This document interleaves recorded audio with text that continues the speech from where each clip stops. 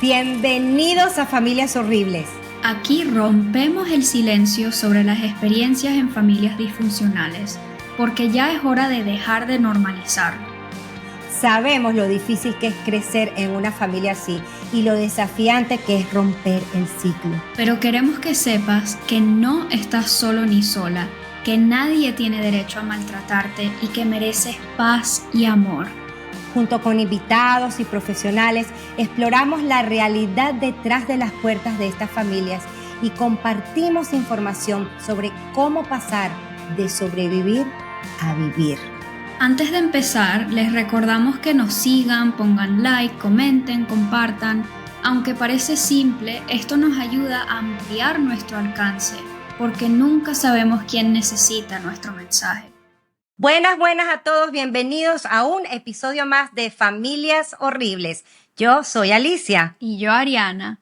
Y hoy tenemos el honor de contar con Jacqueline Sepúlveda, conocida en redes sociales como Nehuen Rayún. Jacqueline es psicóloga clínica, informada en trauma complejo y relacional, derechos humanos, perspectiva de género, atención integral en salud con enfoque familiar, entre otras cosas. Bienvenida, Jacqueline, muchísimas gracias por estar aquí y por hablar hoy con nosotras sobre el contacto cero. Sí, antes de que yo introduzca el tema, bienvenida. Estamos muy felices de que estés aquí. Qué lindas. Muchas gracias por la bienvenida. También estoy muy contenta de poder estar acá presente y poder ser parte también de la difusión de una información tan importante y crucial cuando hablamos de familias que dañan, ¿no? De familias horribles. Y es un tema que a mí también me trastoca muchísimo en mi vida, en el ámbito personal y también en mi quehacer profesional. Y también para mí es una misión importante estar acá. Es un mensaje que es de tremenda relevancia y trascendencia para mí poder compartir con las personas que lo necesitan. Muchas gracias, Sí, Jacqueline. Gracias por estar aquí. Bueno, yo quería introducir un poquito el tema y es el contacto cero. Muchísimas personas, cientos de mensajes recibimos durante meses precisamente hablando del contacto cero, pero no nada más cómo establecerlo, cómo llegar ahí, pero el después es la gente desesperada. Yo misma estoy pasando por ello. Entonces, una vez que lo estableces, ¿ahora qué? Yo voy a hablar de mí, pero sé que muchos se pueden sentir parecidos a mí por los mensajes, ¿no?, que acabo de mencionar. Se siente un dolor que pareciera que te rompes en dos, que te falta el aire, te cuestionas una y otra vez, ¿he hecho lo correcto? ¿Soy mala? Y cuando de repente quieres volver a agarrar el teléfono o escribir o presentarte o tocarle la puerta, ¿y qué voy a decir? ¿Y qué me voy a encontrar? Lo mismo. Y si puedes, recuerdas que lo has hecho tantas veces y te encuentras lo mismo. Eres la mala, la que no dio suficiente, la que quita y arrebata, la que es cómoda. Ya no llamas, ya no escribes, ya no tocas la puerta porque te das cuenta de que es una ilusión, de que no es la persona que siempre quisiste que fuera. No es la persona que algún día será. Y allí se cae esa máscara y te encuentras con la verdad absoluta, que es esa persona que te ha hecho daño siempre y te lo seguirá haciendo. Tienes que enterrar a esa persona en vida y pasar por el duelo cuando la persona tal vez está tomando un café en ese momento. Tienes que hacer como si no existe y si pudieras irías a darle un abrazo. Entonces es eso. ¿Y ahora qué? Justamente. Sí. Uf. Wow. Entonces, bueno, la introducción, hay una frase que tú dices que se llama Nehuen Rayún. Tú nos los contaste cuando hablamos contigo antes y me gustaría mucho que compartieras qué significa. Bueno, me parece se me ponen los pelitos de gallina, como decimos por acá, porque también la introducción me parece que bueno, representa también mucho de lo que vamos viviendo. No es sencillo, creo que siempre cuando hablo este tema para mí es muy importante mencionar de que el contacto cero es antinatura, es antibiología, porque nuestra biología implica el ser mamíferas y ser parte de un grupo, pertenecer. Es una base segura, un útero, es una matriz.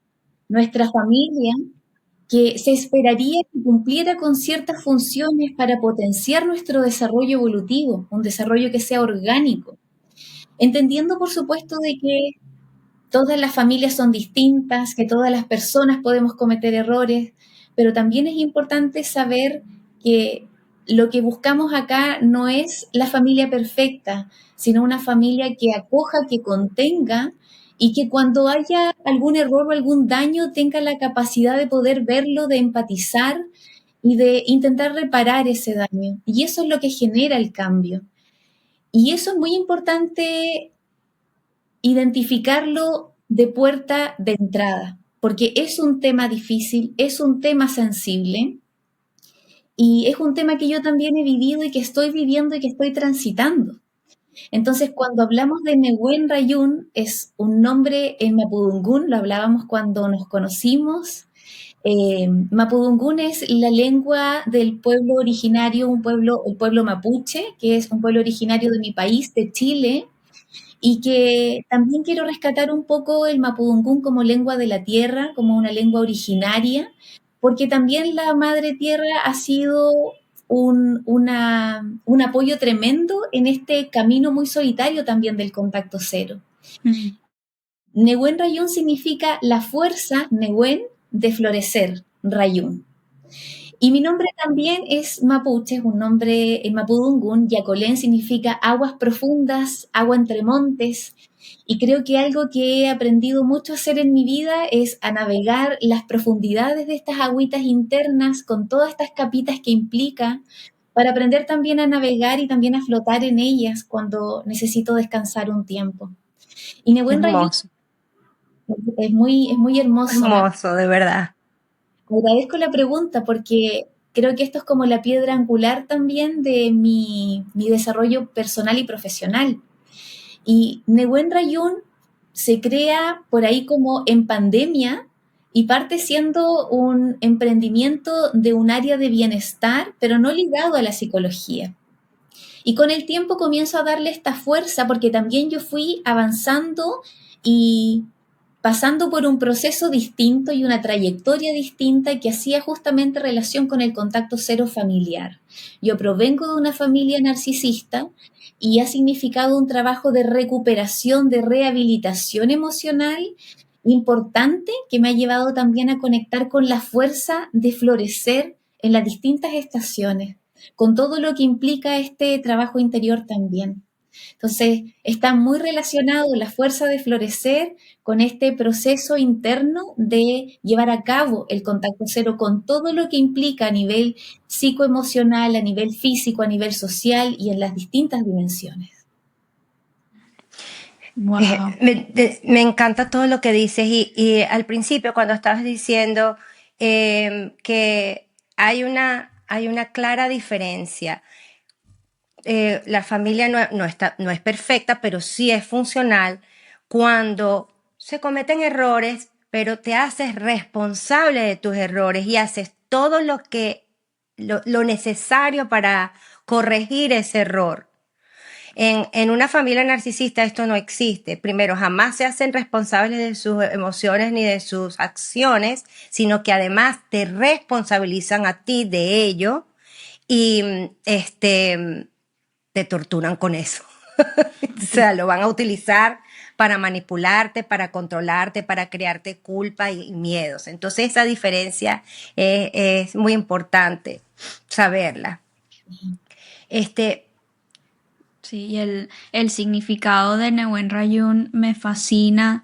Además, me parece una manera muy, muy bonita de empezar este episodio porque estamos hablando realmente casi que de podar los weeds, ¿cómo se Sí, llama? las O sea, hierbas quitar las malas. hierbas malas de tu alrededor para Que se poder llaman tener así. la fuerza de florecer y ser el árbol más grande que quieres ser o algo así. No sé, así me lo estaba imaginando cuando hablabas Sí, y me gusta Sí, mucho. porque es antinatura, como tú lo dices, es Sí. que se siente así, se siente que te rompes, es que práctica, yo le estaba diciendo a mi esposo la otra noche, porque lo estoy pasando muy mal, que es como que te obligan prácticamente, te obligan a arrancarte de allí, de ese núcleo. Y bueno, sembrarte en otro lugar y florecer. claro. Y desde ahí también como esto como de obligarnos, también de alguna u otra forma es necesario, ¿no? Porque hay tanto mandato social e influencia cultural y religiosa que de manera inconsciente vamos internalizando estos mensajes y nos quedamos ahí, aunque Sí. sintamos que ya estamos como intentando nadar en fango, nos seguimos manteniendo ahí que es una zona conocida, por los mandatos familiares también, o sea, la familia hay que honrarla, hay que perdonarla a toda costa, la madre es la madre, y esta mirada también muy de la religión, ¿no? Como de la Virgen María, como muy de que la madre es santa y no se toca. De alguna forma también eso hace que nos quedemos en esas arenas pantanosas y si no es porque el maltrato, la violencia, el abuso continúa, no nos vemos obligadas a salir de ahí. Entonces, de alguna u otra forma, ese impulso me parece que es crucial, que también tiene que ver cuando somos conscientes del daño, cuando nos vamos dando cuenta que tomamos un poco de distancia y como que la vida empieza a sonar con una musiquita de fondo mucho más bonita, cuando la vida se siente más liviana, cuando nos sentimos con más energía, y ahí empezamos a darnos cuenta que efectivamente hay espacios en los que no florecemos. Y Así ese es. proceso es súper doloroso porque implica abrir un proceso de duelo, que no es menor, por supuesto. Sí, sí, y estoy totalmente de acuerdo contigo. Es cuando más he florecido, cuando más he creado, cuando más me he permitido explorar quién soy. Definitivamente, sí, uno se queda y es inconsciente y no te das cuenta y a pesar de que estudias y a pesar de que lees, te vuelves te vuelve a atrapar esa parte del subconsciente y pasa un tiempo hasta que, uy, esto es lo que estoy haciendo. O sea, es que cuesta sacárselo, cuesta darse cuenta, incluso cuando ya estás consciente. Sí, Sí, es que es tan sí, doloroso. Es como, ¿qué ser humano quiere elegir quedarse sin su mamá, quedarse sin su papá? Independiente de cómo sea la figura, hay un algo biológico que es como, nadie quiere quedarse sin esa figura, aunque sea quien perpetúa el maltrato, la violencia, el abuso. Y ahí eso también tiene que ver con este mecanismo de defensa de la esperanza, como mecanismo de defensa que nos hace mantenernos en estos espacios y en estas familias, porque la esperanza de la idealización de que en algún momento esto va a cambiar, porque también tiene que ver como con la intermitencia, ¿no? Con la sí, intermitencia del refuerzo, pero también el castigo por otro lado. Entonces nadie sí, abandonar a la familia. Y eso también es súper importante saberlo porque es un proceso doloroso. sí. Recuerdo una consultante que me decía como, Yaco, es el sentir, no es el abrazo de una amiga, no es el abrazo de una vecina, es que no te abraza alguien que te conoce de toda la vida. Y eso es algo que no lo vamos a tener. Entonces implica un proceso de duelo porque no hay alguien que te conozca desde que naciste, todo tu desarrollo evolutivo, que te mire desde el amor incondicional y que te dé un abrazo Sí, genuino. un abrazo. Wow. Implica un duelo tremendamente poderoso, un duelo que también nos ayuda obviamente a ir trascendiendo este dolor, pero que a la vez es algo que probablemente no vayamos a superar, que sea algo que empecemos a integrar, a darle un sentido distinto, un significado, una resignificación, ¿cierto? Pero es algo que que yo creo que nunca va a dejar de doler, pero aprendemos también a vivir con ello desde otro lugar. Sí, y sabes, en eso que estabas diciendo, las lealtades y todo eso, esa esperanza, hay que matar la esperanza. Tú sabes que la esperanza es lo último que se pierde, lo dicen aquí, lo dicen allá, pero en estos casos Ajá, hay que matar la esperanza, sí, literal, porque si sigues con esa esperanza vas a estar eh, presa, completa, presa por la esperanza y que sí. nunca va a llegar lo que tú crees que puede pasar con estas personas. Sí, Entonces, eso es duro, matar la esperanza. O sea, eso también yo creo que es casi que antinatural, porque uno siempre, ok, puede que aquí hay que matarla.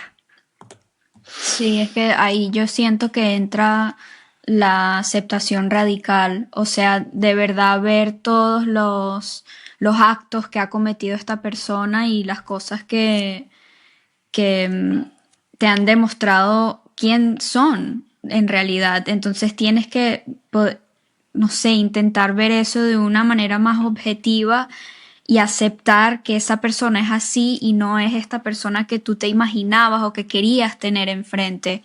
Y eso, claro, es matar la esperanza y, Aceptar que y eso sí, nunca va a cambiar. Y claro. son tus padres, claro. tus hermanos, porque también hay que meter a los hermanos. Hay personas que tienen que dejar a todo el mundo y eso es demasiado doloroso. Sí. Claro, claro que sí. Y eso también creo que es un proceso tan importante que vivimos en los procesos psicoterapéuticos o terapéuticos, porque esta toma de conciencia de como la aniquilación de la esperanza es crucial para seguir avanzando en este proceso. Si nos Ujú. quedamos pegadas en la esperanza, es donde nos quedamos en este terreno muy pantanoso, donde no podemos desarrollarnos, donde no podemos florecer y donde constantemente estamos revictimizando a esa niña interior. Y cuando hablamos también de esta niña interior, que es una metáfora tan real, una metáfora con la que es parte de mi trabajo, es una piedra angular de mi trabajo, porque finalmente esta niña interior es este mismo cuerpo, es este mismo cerebro, son estos mismos registros a nivel celular de toda nuestra historia de vida. Y todos esos registros están en nosotras como un catálogo lleno de formas de sentir, de pensar, de experimentar y de habitar y de relacionarnos con el mundo.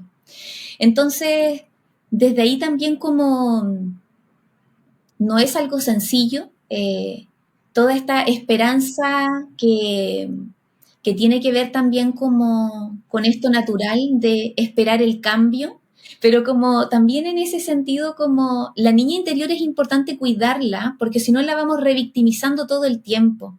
Y eso implica llevar a la niña que ya vivió trauma relacional nuevamente donde su agresor o agresora a que vuelva a tratarla mal, a que la vuelvan a manipular, a que la vuelvan a hacer sentir culpable una y otra vez. Y eso va generando patrones internos de relacionarte en el mundo desde la culpa, moverte desde la complacencia, moverte desde el hacerte pequeña. Sí. Entonces, de esa forma no podemos ocupar nuestro lugar en el mundo. Entonces, es importante ese proceso de toma de conciencia de aniquilar la esperanza para ir Sí.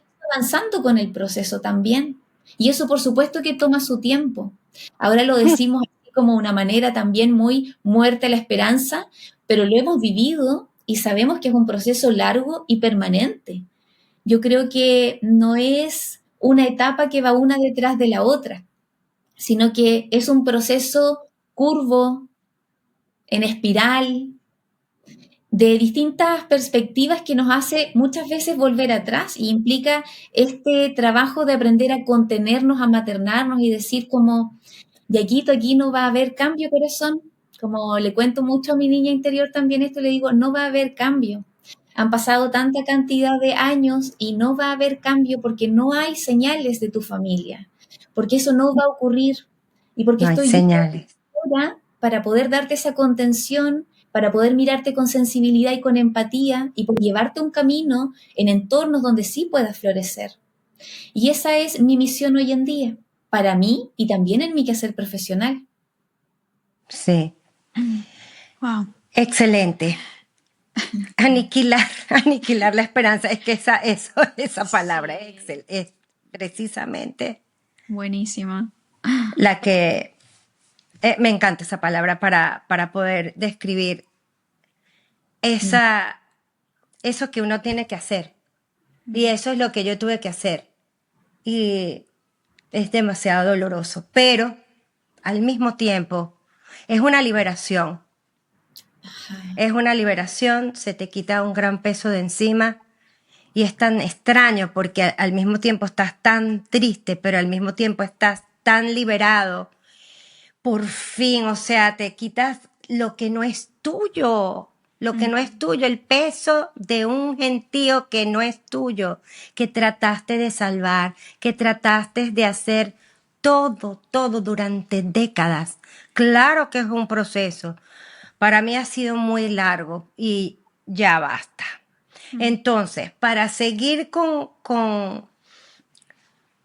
¿cómo describirías qué es el contacto cero?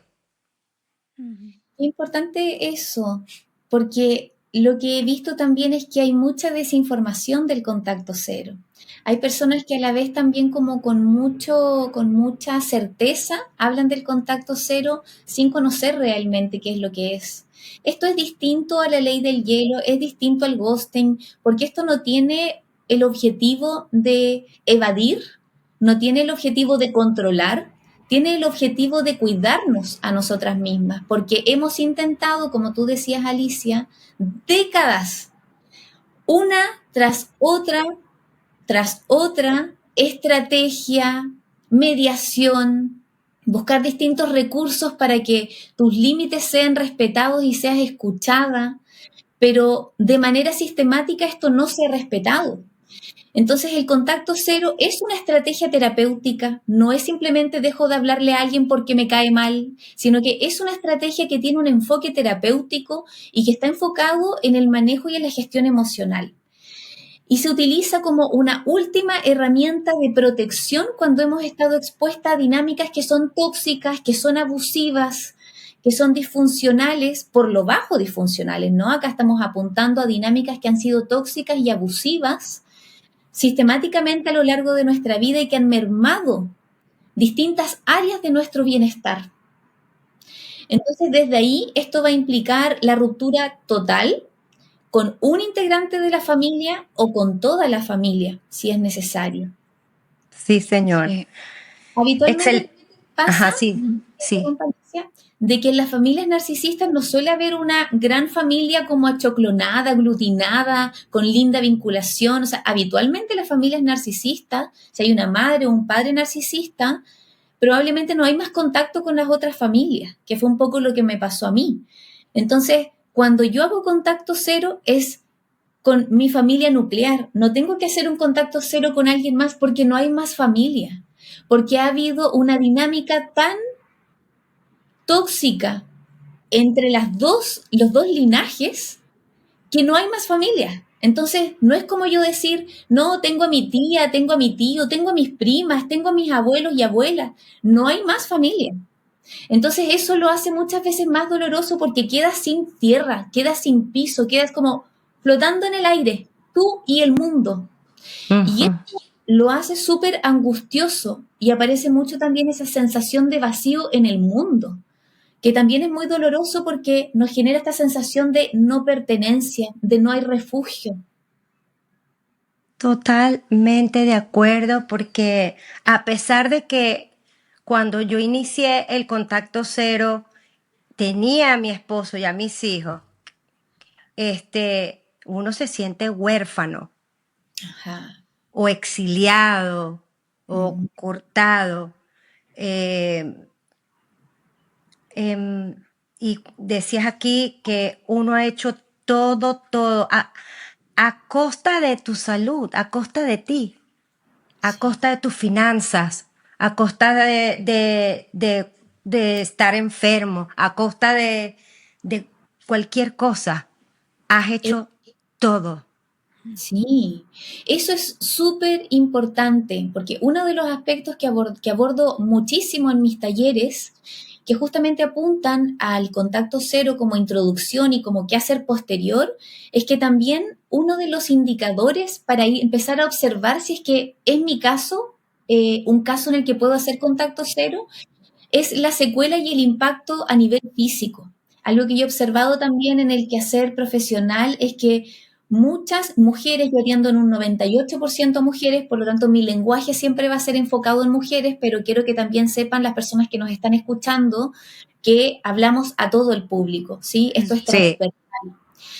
Pero algo que me han evidenciado mucho también mis consultantes es la sensación de malestar y de daño físico que queda después del contacto con la madre o el padre.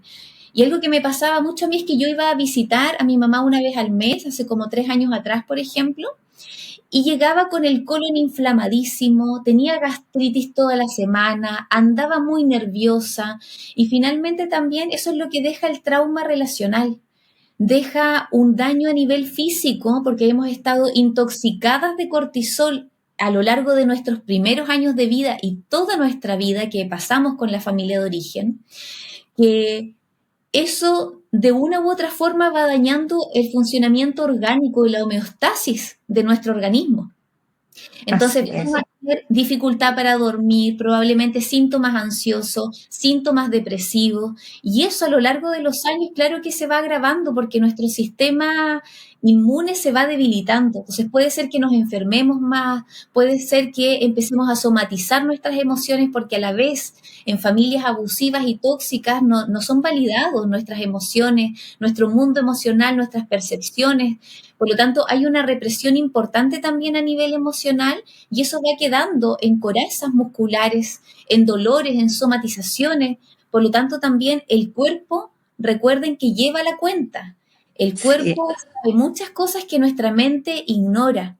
Y ahí es importante siempre acudir al cuerpo cuando no tenemos la respuesta o estamos hay mucha ambigüedad respecto del escenario, vayan a su corporalidad, miren, conéctense, pregúntenle y ahí van a tener más respuestas. sí, Sí. definitivamente. Para echar un poquito para atrás, quiero volver a recalcar que el contacto cero no es castigar, no es venganza. Sí, eso es lo que quería Ah, decir bueno, también. sí, Sí, que eso era un punto súper importante, también hablando de la culpa que se siente, porque yo creo que esa información ayuda a aliviar esa culpa un poco porque uno siente que, pero no sé, mis padres son mayores y los estoy dejando solos o esta persona necesitaba mi ayuda financiera y ahora no se la voy a dar, o sea, mi ayuda económica, o sea, uno se ayuda. empieza, claro, uno se empieza a enredar en eso y se siente que el contacto cero es como un castigo hacia esa persona o que tú eres culpable por dejarlos solos y no sé qué, pero no, es resignificar eso, o sea, o no resignificarlo, pero es, Es la no, pero preservación de tu vida. claro, es entender que el contacto cero es para ti. No, en realidad, no sé si decir que no tiene nada que ver con la otra persona en el sentido de que lo No, estás haciendo por ti, para cuidarte, para vivir la vida que quieres tener, que en mereces. paz, con amor, que mereces tener. Y lo que le pase a esas personas ellos son adultos y verán cómo hacen, o sea, no sé, cómo separarse uno de eso. Pero claro, yo sé que estoy diciendo algo que es difícil de hacer, pero es Como ilustrarlo. para ilustrar Sí, sí. Que el y de, contacto cero no tiene nada que ver claro, o con ellos, sea, sino con que tienes que preservar tu vida. despegarle la sensación de culpa un Sí, poco, o no sé. sea, para, no sé, Sí, pero es muy difícil. lo estás ilustrando y uno poco a poco llega ahí. Pero yo Sí, sí, quería, sí. yo sé que ya te vamos a dejar hablar, pero es que quería decir esto, Jacqueline, que nunca lo he dicho antes. porque es importante. Uno da y da y da y da, como me imagino que tú hiciste tantas veces, que a costa de tu propia salud, como bien lo acabas de escribir. Tú acabas de escribir todo lo que me pasa a mí y más, ¿no? Cuando, cuando yo establecí el contacto cero hace unos años, que fue durante 4 años, y yo empecé, fue ahí donde yo integré, wow, ya sé que no soy culpable, estoy aprendiendo a no sentirme culpable, quiero estar de mi lado, y de repente, como ya no tenía más nada que darles, porque ya lo último que quedaba era el contacto cero, yo empecé a sentir lo siguiente, bueno, que me iba a morir, que me iba a morir. Me empezaron a venir eso. Yo ya resolví esto, ya lo logré, tengo a mi familia, eso quiere decir que me voy a morir. Y después analizándolo es que como ya no había más nada que darle por esas lealtades, lo último que daba era mi muerte, morir. Ah, De verdad, eso, pero menos mal que me di cuenta muy rápido. Sí, fuerte también. Sí. Pienso sí, también como esta sensación de muerte también es algo que se habita mucho en el contacto cero. La sensación también de que después del contacto cero vamos a morirnos. Y eso no es algo, no es una creencia irracional. La sensación de que nos vamos a morir también tiene una respuesta psicológica. Y es que en nuestra infancia hicimos lo posible por complacer para poder asegurarnos la sobrevivencia de nuestro principal cuidador o cuidadora. Y eso implicaba sacrificarnos a nosotras mismas y postergarnos de manera permanente por complacer. Implicaba hipotecar nuestra identidad por tener esa identidad para ser la niña de oro y que nuestra madre se proyectara en nosotras y poder cumplir lo que ella quería, por ejemplo. Cuando hacemos contacto cero, rompemos con esto y lo que mantiene la complacencia es el deseo de sobrevivir, que de alguna u otra forma, en menor o mayor medida, en este caso, por algo hacemos contacto cero porque es en menor medida, esta persona logra suplir nuestras necesidades básicas para sobrevivir. Si esta persona se va, si la mamá se enoja, si la mamá te hace la ley del hielo, si la mamá eh, se irrita, si la mamá está dando portazos en la cocina y yo la escucho, eso puede significar mi muerte siendo niña, entendiendo que mi córtex no está desarrollado, entendiendo que estoy aprendiendo a identificar mis emociones. Entonces, cuando la madre no está alineada conmigo, cuando no me ve, yo siento que me voy a morir. Entonces, tal cual. y cuando en la vida adulta hacemos contacto cero, volvemos a revivir, volvemos a la niña interior. Es el registro de la niña que dice, wow, ¿qué voy a hacer ahora sin mi mamá para sobrevivir en este mundo? Uy, y lo digo y como que se me viene mi niña interior ahí como con todas esas emociones por las que he transitado y que son tan conocidas también para mí. Y ahí es súper importante como hacer este cambio de switch y entender un poco como, a ver, ahora yo ya no soy esa niña. Ahora mi sobrevivencia depende de esta versión adulta que estoy construyendo para mí. Y eso que me entregaban probablemente era un mínimo. Y ahora yo me puedo entregar un máximo, porque soy yo la que se va a asegurar de poder recibir aquello que no me entregaron en este periodo de mi vida. Y ahí es una forma también muy amorosa de sanar, desde la ternura como revolución, desde esta aceptación radical que hemos estado hablando también, porque hay una culpa muy instaurada. Y una culpa que, por ahí también con lo que traen ustedes y con lo que decía Ari también, como hay una culpa que es tóxica y una culpa que es evolutiva, y una culpa que es sana. Y con esto no me refiero a que sentir culpa sea tóxico. No es que la emoción per se sea tóxica, sino que se ha instaurado de manera tóxica y antinatural, porque tú no debieras sentir culpa porque tu mamá se enojó porque no dijiste lo que ella estaba esperando que tú dijeras, como buena madre narcisista, por ejemplo. Esta culpa es instaurada y en base a tu necesidad de complacer para sobrevivir, tú dices yo lo hice mal. Porque es tan difícil entender cuando somos niñas e internalizar y asumir más que entender que la misma persona que te cuida es la persona que te daña, porque eso significa que estás sola en el mundo y no puedes, la psiquis infantil no puede tolerar esto, que empieza a blanquear la imagen de la madre o el padre y a internalizar ese daño con ella misma. Entonces yo soy mala, yo soy insuficiente, yo no soy tan amada o tan suficiente para que mi madre me ame, me cuide o me respete, me valore, me proteja. Entonces, la culpa es súper importante y lo vemos también en los talleres que realizo de este tema, es que hay una diferenciación importante con la culpa evolutiva, que es una culpa sana que, por ejemplo, vamos a sentir con una amiga porque no la llamamos el día de su cumpleaños. Ojalá que Eso es. no. Sí. Si llega a pasar algo así, claro, hicimos algo mal, nos equivocamos. Y de ahí que surja la culpa porque hicimos algo que está mal y dañamos a un otro, es decir, sabes que me equivoqué y llamo a mi amiga y le pido perdón y tengo el impulso por reparar. Entonces es distinto a esta culpa instaurada por una dinámica abusiva donde siempre la responsable terminamos siendo nosotras. Y el narcisista, como tú bien decías, Alicia, nunca se hace cargo, siempre va a externalizar la responsabilidad. Por lo tanto, llevamos una vida de culpa. Sí. El narcisista, los narcisistas, las narcisistas no se sacian. Jamás. Nada. Por eso nunca, nada de lo que tú vayas a hacer es suficiente. Para esos padres o esos hermanos o esos familiares que tenías.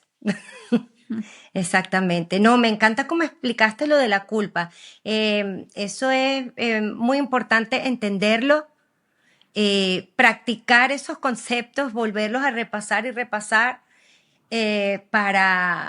para que entiendas, por lo menos aquí, que eso no tiene nada que ver contigo. Luego ya la parte somática, porque uno sabe que no es culpable, pero el cuerpo todavía se siente culpable, es irlo ya practicando pues con otros ejercicios que tienen que ver con la parte somática. Y así se van acercando y hasta que se integre. Eso es lo que me pasó a mí. Claro, lo que dije al principio es porque es algo muy reciente. Hay otras cosas que ya van resolviéndose. ¿Qué? ¿Ibas a decir algo? No. Bueno, iba como a una siguiente pregunta Sí. que al poner el contacto cero, yo he observado que se sienten diferentes emociones a la vez. Sientes esa culpa, esa tristeza, pero también hay alivio. También hay una sensación de, wow, ya no hay ruido en mi vida. O sea, ya no tengo no sé, esta persona constantemente, no tengo las palabras. Like drilling my head. No sé por qué hoy me drilling. sale como cuando rompen la calle, que están así en la calle. Sí. Ya no como te que taladra, desaparece eso, te taladra. y como que por fin respiras, Sí. pero pasan estas cosas a la vez. Y yo creo que es importante normalizar eso un poco y que las personas entiendan que no tienes que sentir solo una cosa a la vez, a lo mejor sientes muchas cosas a la vez. Sí, y otra emoción es la rabia. La rabia la sientes y te da a mí me dan unos ataques de rabia importantes. Es normal que sientas esa rabia. Es coherente con todo lo que estás viviendo. El proceso de gestión emocional consciente, cuando hacemos contacto cero, es crucial, porque también venimos de una represión emocional importante, ¿no? Sí. Entonces, empezar a conectar con estas emociones y con el abanico, con el arco iris, con el amplio espectro de emociones, es crucial para que este proceso nos permita sanar. Conectar con la tristeza, conectar con la rabia, con la frustración, con la ira, con la impotencia, con la injusticia, con el vacío. Son emociones que van a estar presentes, así como también la felicidad, el alivio, la motivación, la energía, sentirnos como energizadas. Son emociones que vamos a ir experimentando y probablemente después que hacemos contacto cero nos vamos a sentir como en una montaña rusa. Es súper importante como acompañarnos y saber que este proceso es esperable para esta transición del contacto cero? Sí, ahí mencionaste el sentimiento de injusticia, es uno de los sentimientos más dolorosos que yo he vivido, pero no nada más en el contacto cero. Cuando creces en una familia narcisista, ese sentimiento de injusticia está permanentemente allí, todo el tiempo, porque, bueno, realmente es todo injusto para la persona que lo está viviendo. O sea, la persona que no, que está siendo la víctima dentro de ese sistema, siente un sentimiento de injusticia muy profundo y se siente una gran impotencia. Claro. Bueno, eh, hablaste de cómo procesar esas emociones. Am, ¿Cómo gestionamos esas emociones? Ajá. Qué importante eso, esa pregunta. Y acá me gusta como plantearlo desde un paso a paso. Yo Sí, suelo ok. ser como bien estructurada, me gusta mucho la estructura, porque también pensando como un poco en esto que vamos hablando de quedarte como sin piso, desde muy chiquitita aprendí mucho de la estructura. Y eso me permitió también como sostenerme de una manera muy amable y que algo frente al entorno tan impredecible, mi estructura era lo único predecible. Entonces, Exacto. entonces, la gestión emocional consciente yo la veo mucho desde una estructura y un paso a paso. Hay distintos autores que nos plantean distintas formas de organizar y de procesar nuestras emociones, de gestionarlas, entendiendo que no es algo que tenemos que controlar. A mí me gusta mucho explicarlo como si fuéramos un canal energético. Entonces, en este canal que somos, tenemos que permitir que una emoción evoque, pero que también fluya a través nuestro y que no se quede en este canal. Porque ahí es donde empezamos con esto que decíamos antes, somatizaciones, no la expresamos, empezamos a tener pensamientos rumiativos que además es una consecuencia del trauma, tener estos pensamientos rumiativos una y otra vez que nos va dando vuelta y nos dejan en un bucle mental y pasamos de una emoción a otra y cada vez se vuelve más y más profunda. Entonces, la gestión emocional, yo ocupo mucho en terapia la ruleta de las emociones de Plutchik. Plantea una ruleta de las emociones que es bien amplia. A mí me gusta mucho porque plantea emociones primarias, secundarias y terciarias, Ujú. pero Sí, además también hay ruletas emocionales que son chiquititas para partir, que plantea las 5 o 6 emociones básicas. Hay otras tablitas, sí. hay unas flores, así que ahí también la invitación es que vayan explorando lo que a ustedes les haga más sentido. Desde ahí vamos a encontrar un primer paso que es permitirnos conectar con la emoción. Entonces eso implica también que me doy un momento. Yo no voy a estar gestionando una emoción si estoy en el computador, si estoy leyendo, si estoy conversando con una amiga. Primero necesito pausarme y ahí podemos encontrar, por ejemplo, una estrategia que se llama el stop de pensamiento. Entonces, ese stop, me detengo, o sea, hago una pausa completa de lo que estoy haciendo. A mí personalmente me ayuda mucho cerrar los ojos, porque frente a mi historia de invalidación emocional, a mí me suelo desconectar rápido y a la vez también de pronto con otras personas me conecto mucho, pero conmigo tiendo a desconectarme. Claro. Entonces, cierren sus ojos si les pasa algo similar a lo que me pasa a mí y en el caso que no, si les hace sentido, pueden hacerlo con los ojos abiertos, ojos cerrados. Y a mí lo que me ayuda mucho es tocar mi corazón, es como esto de decirme como estoy aquí conmigo. Y cuando estoy acá conmigo, ya empiezo a sentir mi cuerpo, que el cuerpo lo que nos expresa es el correlato fisiológico de la emoción, que se expresa a través de sensaciones. Entonces, cada sensación, por ejemplo, si siento tristeza, voy a sentir mis hombros un poco más encogidos hacia adelante, tal vez mi mirada más hacia el suelo, tal vez los músculos faciales están más flácidos, por ponerle un nombre. Entonces vamos a tener ese correlato fisiológico de la emoción que nos va a ayudar a ir entendiendo qué es lo que estamos sintiendo. Ujú. Ya recibimos esa información, yo miro la ruleta, paso 2, y me pregunto, ¿qué siento en este momento? Y puedo mirar mi ruleta y me puedo identificar que me siento triste, que me siento abrumada, y puedo ir mirando en profundidad cada uno de estos niveles emocionales que plantea esta ruleta o rueda de las emociones. Y después me pregunto, ¿qué me hace sentir de esta forma? Entonces yo no solamente me permito abrir canal para recibir la emoción, recibir la información de este mundo interior, que además implica una sabiduría tan importante la emoción, porque es lo único que nos ancla con la niña interior. Es el único registro que nos dice qué nos está pasando. Entonces, recibimos la emoción, identificamos la emoción, que me hace sentir de esta forma, y ahí ya integra mi dimensión racional. Entonces, me siento triste porque me acordé cuando mi mamá me preparaba desayuno en la mañana. Porque recordemos que hacemos contacto cero no porque sean monstruos. Probablemente tu mamá, tu papá o algún familiar o principal cuidador o cuidadora ha tenido algunos gestos de cuidado o ha tenido varios gestos de cuidado contigo. Y eso Sí, da el daño. eso que acabas de decir es una de las cosas que muchas veces nos confunde. Por ejemplo, en mi casa, que había mucha violencia, etcétera, hubo también cosas muy, muy maravillosas, como por ejemplo, y ayer ella y yo estábamos compartiendo algo de eso, música clásica, yo soy pianista,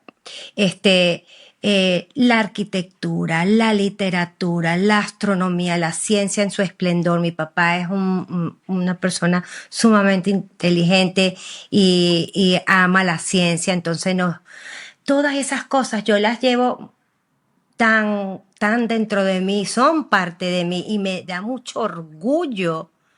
Entonces, cuando estableces el contacto cero y de repente te acuerdas ese día en el que estábamos viendo el cielo, uno de los tantos, y me explicaran, esto es Sirio, así es un planeta, esto es Betelgeuse, esta es la...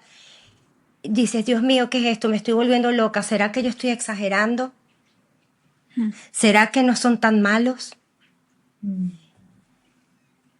Eso, esos gestos confunden mucho cuando tienes que tomar una decisión tan difícil como esta. Claro. Pero claro, si tú haces lo que dijo Ariana antes, tu lista de los horrores o tu recolección de hechos, datos, de las cosas que sentiste, que te hicieron, que te dijeron, que no pasaron también, entonces... Sí. Sí. Eso Sí. es súper importante como estrategia también para mantener el contacto cero, es tener claridad también de estos hechos, ¿no? Como uno Sí. de los aspectos que también escucho mucho en mi espacio terapéutico también es eso, es como, digo esto, pero no es que yo sea mala, no es que yo quiera hablar mal de mi mamá o pelarla, y es como una parte tan natural porque obviamente no queremos hacer el daño que nos hicieron, por ejemplo, ¿no? Entonces va a generar culpa el estar contando aspectos que fueron abusivos con nosotras. Pero ahí también el llamado es a mirar que justamente eso es una consecuencia del abuso psicológico, ¿no? Querer también como defender a esta persona. Y a la vez también, por otro lado, una mirada de que como que estamos totalizando a la persona. Acá no estamos diciendo que una persona fue completamente mala, probablemente si lo hubiese sido nos hubiésemos ido más rápido y todo sería más sencillo. Pero hay ciertos elementos que fueron positivos y constructivos para nuestra vida, y eso nuevamente no invalida el daño que hemos vivido, no lo invalida. Con una mano nos pueden acariciar y con la otra golpear, y eso no significa porque me acaricien me voy a quedar ahí, ¿no? Ujú. Sí. Sí. Sí, y esos actos son parte del ciclo del abuso, porque como tú dijiste, si te tratan mal siempre, saben que te están alejando y alejando y alejando y nunca hay un momento que te vuelven a atrapar y te vuelven a acercar a ellos y también, o sea, es el refuerzo intermitente, entonces tú terminas esperando esa migaja de amor, ese momento lindo, entonces cuando te están tratando mal, dices, no, pero ayer me trajo flores o lo que sea y no, ya se le quita, y en 2 días me trata bien otra vez y entras en esa adicción, que es algo que también no hemos tocado todavía, que es el rol que juega esa adicción emocional y fisiológica en la dificultad de mantener el contacto cero. Claro. Ujú. Intermitencia también genera, por supuesto, esta ambivalencia, es súper adictivo, como tú bien decías. Genera adicción porque estamos siendo, nos entregan daño por un lado el castigo, pero por otro lado hay un refuerzo, hay un elemento positivo que de una u otra forma está nutriendo. Entonces, se mantiene y nuevamente volvemos también como a esta esperanza, ¿no? De que algo va a cambiar, de que algo va a ser distinto. Y en esa adicción también nos vamos perdiendo. Se va volviendo ambiguo lo que queremos, se va volviendo ambiguo lo que necesitamos, lo que nos gusta, lo que no nos gusta, y vamos perdiendo nuestros límites. Y es Sí. importante también para la persona narcisista nutrirse, entendiendo que una cualidad también tiene que ver con instrumentalizar los vínculos.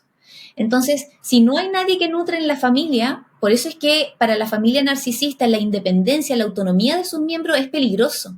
Porque ¿qué va a pasar? Se va a quedar la madre y el padre pensándolo, lo digo madre y padre como en base a mi vivencia, no quiero tener una mirada heteronormada al respecto, entendiendo que hoy en día pueden haber dos madres, dos padres, etcétera. O Eh, una madre o un padre solo, porque yo sí, era madre soltera, mi esposo era sí. padre soltero, después nos juntamos todos, Los cuidadores, los sí. cuidadores. Sí. Eso, justamente. Ujú. Entonces, entendiendo que puede haber también como esta dinámica, no se van a nutrir entre ellos, no va a haber Ujú. nutrición. Si ambos tienen, no sé, tal vez una persona tiene una característica y una cualidad de un trastorno narcisista más psicopático, pero está la narcisista víctima, entonces hay una nutrición ahí que, que no es recíproca y que no se mantiene a través del tiempo. O si se mantiene, son como el perro y el gato finalmente, pero no se nutren ni necesitan a este público, ¿no? Y este público son sus hijos o hijas.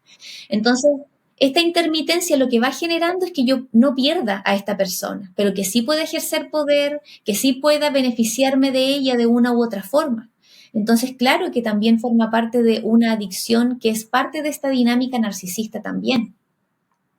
Sí. Mm. Hay algo que me encantaría que hablaras un poco. Em, bueno, yo creo que ya cubrimos de cómo se experimenta el duelo en el contacto cero, o quieres decir algo más de ahí. Me parece que igual es importante esto que hablamos de la adicción, mencionar también como algunas como fases de este ciclo, que vayamos Sí, identificando como cómo sí, funciona la adicción, porque partimos de la base de que hay una carencia emocional. Eso implica también sí. que desde la infancia hemos aprendido que nuestra valía depende de cómo nos perciben las otras personas, de cómo nos validan las otras personas.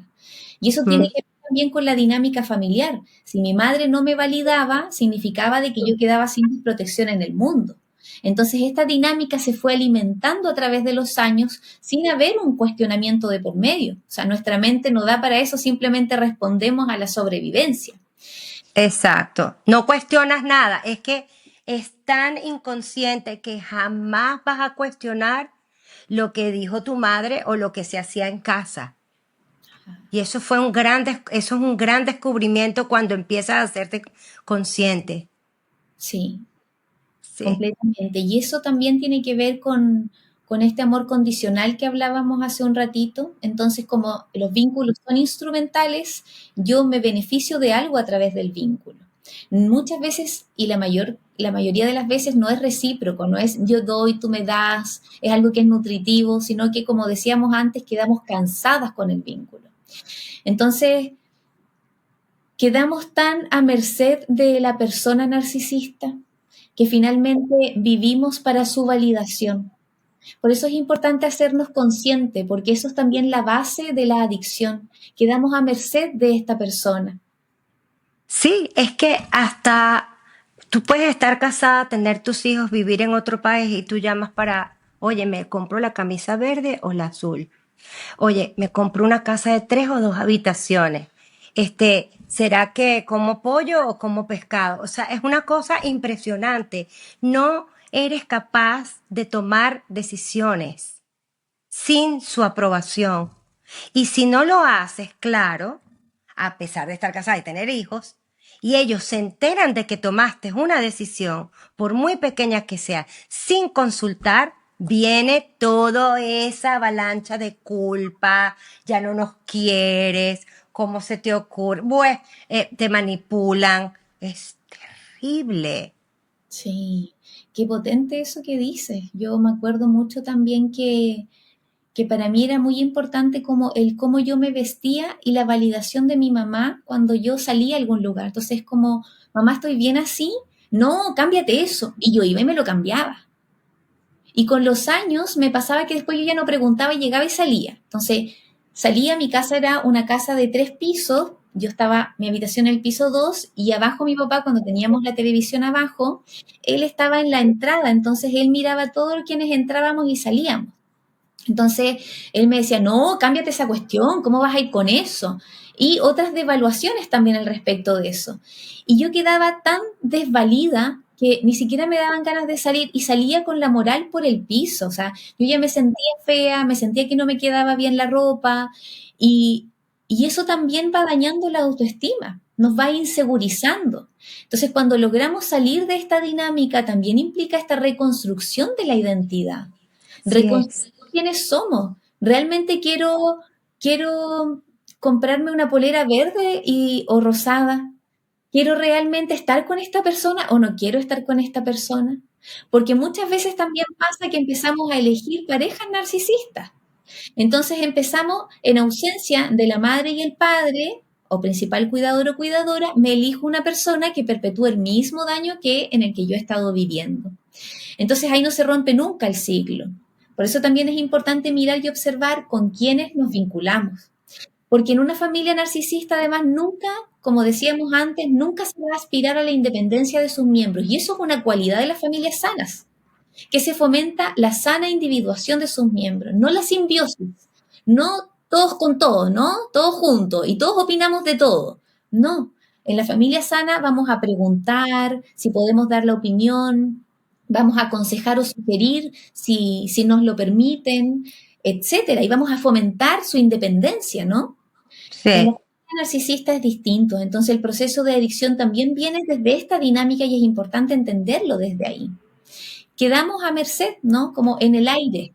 Entonces implica esta reconstrucción también de quiénes somos. Sí. Frente a Eh, esto, ujú. no, no, no. No sé si tú ibas a decir algo. No. Bueno, lo que pasa es que yo creo que sí, porque es que me gustaría, como estás explicando los dos escenarios de una manera tan clara, en casa se respetaba, o sea, tú lo puedes contar, quién era quién, si querían el pelo azul, si lo querían Ah, verde, sí, del sí. otro lado. Sí, del otro lado, porque ella está explicando Ajá, los dos escenarios muy bien. Y sí. entonces, en la mía, o sea, en la familia narcisista, tratan de aislar y te hacen absolutamente dependiente para poderte tener ahí siempre, así tengas 55 años. O Mm. sea, es que mi familia, yo sé que hubieran sido felices si yo me divorcio, dejo a mis hijos en el río y me voy a vivir con ellos y les pago todo. Y todavía no sería suficiente. Nunca. Pero yo nunca me sentí validada, yo siempre me sentí la más tonta. Yo aprendí la capacidad que yo tengo. Aprendí todos mis talentos después de yo haberme desprendido. Mm. Eso es así. Entonces, nosotros como padres en casa, Sí, sí, no, yo definitivamente viví pues ese otro lado de la moneda que nos podíamos poner lo que queríamos. Mi hermano a los, no sé, 11. 11 años se pintó el pelo de azul, Ella se lo completamente azul. pintó. Yo se lo pinté porque ellos, claro, Yo le dije, le píntaselo dejaron. tú porque a ella le encantaba, ella eh, es muy buena con todas esas cosas. y el otro se lo descoloraba De desde los blanco. 16 de blanco, bueno, y no sé, algo que también hablé hace poquito en el podcast es que en la cena, o sea, siempre teníamos la cena familiar y se podía hablar de todo y todas las opiniones eran validadas y un otro mundo. Sí, cada quien era Ay, como sea, se Sí, respetaba la identidad de cada quien. sí, Es más, se potenciaba, sí, Mm. se animaba. Eso es lo que tú quieres, dale. Eso es lo que tú, dale. sí, Ah, qué distinto es crecer así en el mundo, porque cuando me ha tocado también conversar estos temas con otras personas, de pronto quedan así como, pero ¿cómo te pasaba eso? Me pasaba un poco con mis compañeras del colegio. Yo les contaba, de repente llegaba triste, llegaba enojada, y les contaba y es como, pero ¿cómo, Yaco? Como que no me podían creer la dinámica de lo que yo vivía en mi casa. Sí. Entonces es mm, otro mundo porque hace un año yo empecé con el trabajo 100% independiente. Antes me dedicaba a un trabajo formal y después hacía clínica particular después de mi jornada de trabajo. Entonces, yo quería hace tiempo irme de ese trabajo y finalmente no alcancé ni a tomar la decisión, me despidieron y me hicieron un gran favor para yo poder lanzarme también al trabajo independiente. Ya tenía Nehuen Rayún, esto fue hace un año, en febrero del año pasado justamente, este mes es mi mes de aniversario, y yo le ay, a las amigas de una amiga, que es la amiga que yo mantengo desde los 15 años. La Cami es una tremenda amiga y un tremendo pilar también de un vínculo saludable para mí y ha sido un tremendo ejemplo desde esa edad para yo ir generando perspectiva de lo que no estaba bien en mi casa. Por eso es importante, tan importante las redes de apoyo. Y yo me acuerdo Sí. que le contaba a ella y le contaba a sus amigas como, hoy resulta que voy a empezar el trabajo independiente, voy a atender virtual y ya tengo una consulta donde voy a arrendar espacio para poder atender. Y yo lo contaba y tiritaba de los nervios porque sentía que me iba a morir. Nuevamente esta sensación de que se te viene la muerte, o sea, no vas a poder sostenerte. Y sus amigas me decían como, ay, pero obvio, dale, va a salir todo bien, ¿qué te puede salir mal? Y yo las escuchaba y decía, wow, como ni me conocen y tienen toda la confianza de que va a salir todo bien. Y claro, mm, porque la dinámica de vida de ellas ha sido en un vínculo seguro. Por lo tanto, Exactamente. iba a estar alguna persona de su familia para ayudarla, para sostenerla, para contenerla, para alentarla. En mi caso eso no estaba. Y si había, las veces que había este apoyo, era un apoyo tan desproporcional y yo lo sentía tan irreal que tampoco lo creía. Es como, pero si tú eres maravillosa, todo te va a salir maravilloso. Esa exageración hace que nuestra mente no diga, esto es mentira. En otras veces, Sí, sí, es que es tan irreal que es imposible de alcanzar también. A mí me lo hicieron, o sea, mi carrera principal fue profesora pianista y ejecutante, música clásica, pero ellos siempre me hablaban de ser una pianista famosa a nivel mundial, recorriendo el mundo y viajando. Entonces, claro, era abrumador que que me exigieran eso desde el principio. Vamos por partes, déjame estudiar, déjame pasar cada año, no, era una tortura. Eso es muy importante lo que acabas de decir porque yo lo viví. y eso te separa completamente del goce y del disfrute. Hay una Total, me expectativa tan arruinaron. cumplir, claro. Y si no cumples esa expectativa, entonces no eres nada, no tienes valor, porque tú tienes que viajar por el mundo tocando piano y siendo muy exitosa, por ejemplo. Y si no lo Exacto. cumplo, y probablemente eso ni siquiera alcanzo a elaborarlo, sino que queda la sensación y el miedo y la inseguridad y la expectación, etcétera. Entonces, Sí, recuerdo que a mí ese hito fue tan crucial para decir, wow, como crianzas tan distintas que a la tan vez distinto. tienen una perspectiva muy nutritiva, porque también me hizo entender cómo también puedo confiar en mí y la inseguridad que me habita es parte de mi crianza, pero no necesariamente es mi futuro.